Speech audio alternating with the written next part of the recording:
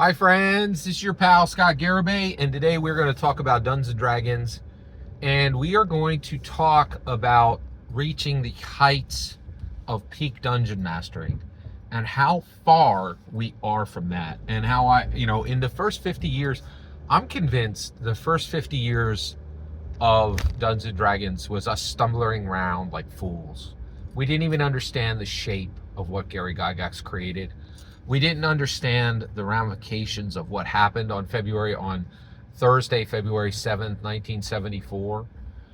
We just didn't get it. We didn't really know what was happening at the time.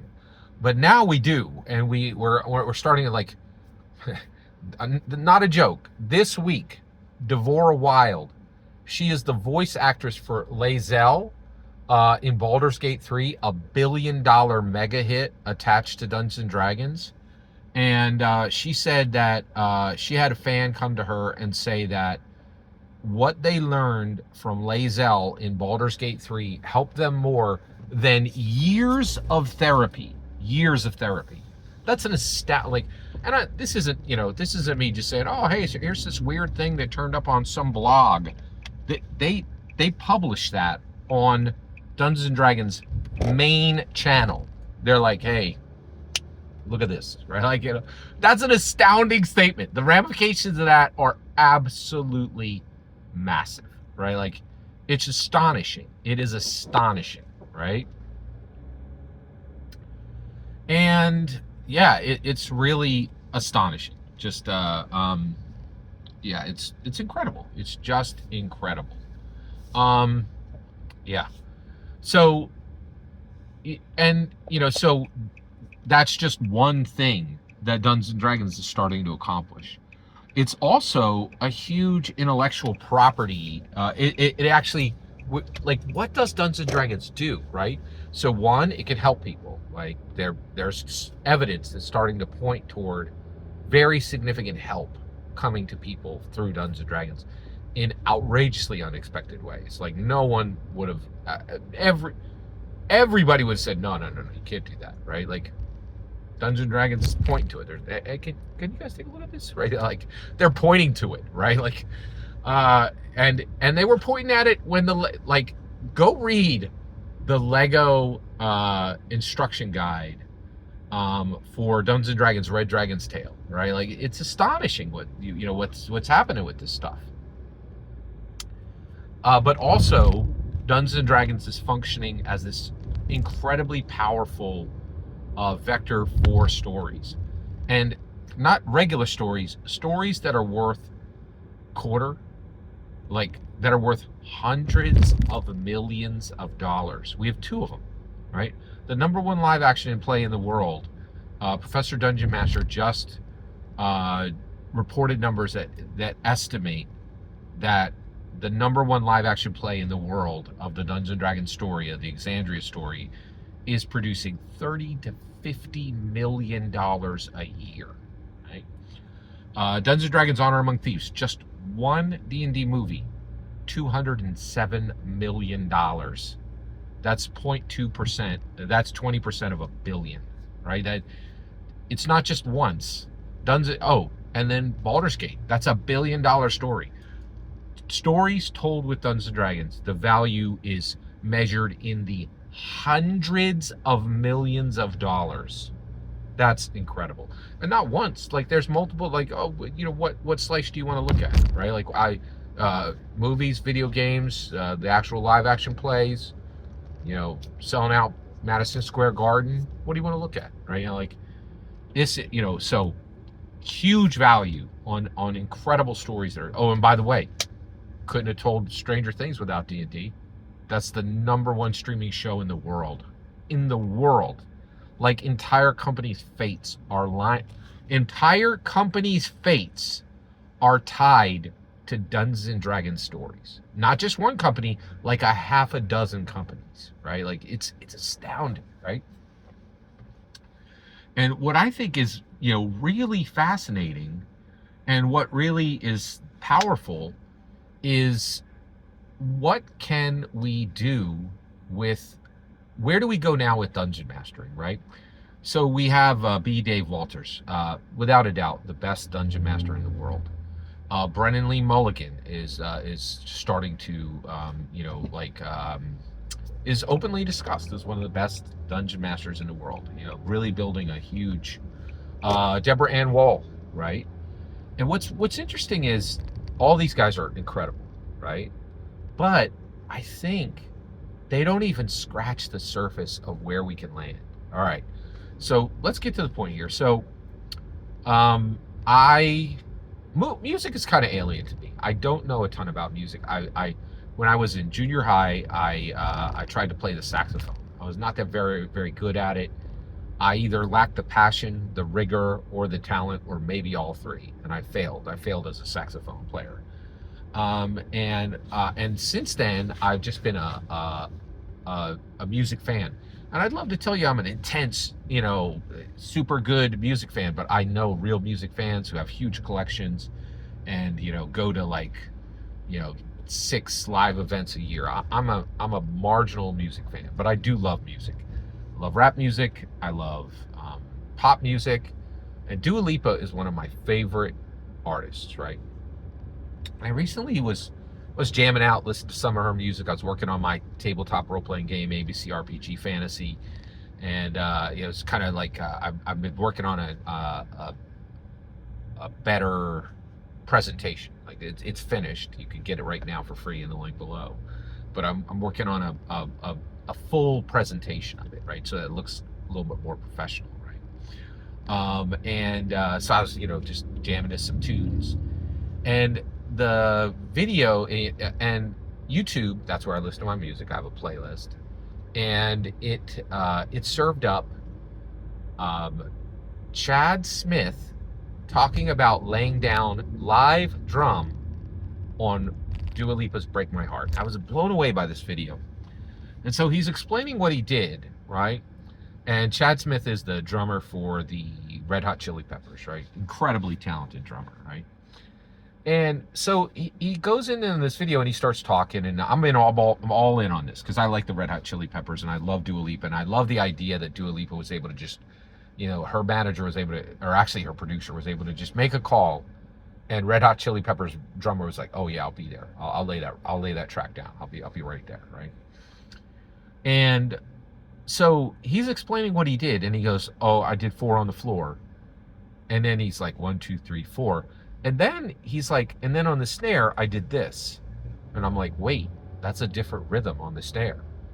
And I was like, wait, what? It's like, and I didn't know that drummers were doing this. I didn't know that you could keep different rhythms with so this so I had no idea, and I don't know enough about music to even ask the question, right? So I waited until I went to church. And I went to church, and we have multiple drummers in my church. And one of the drummers, I was like, hey, can you explain this to me?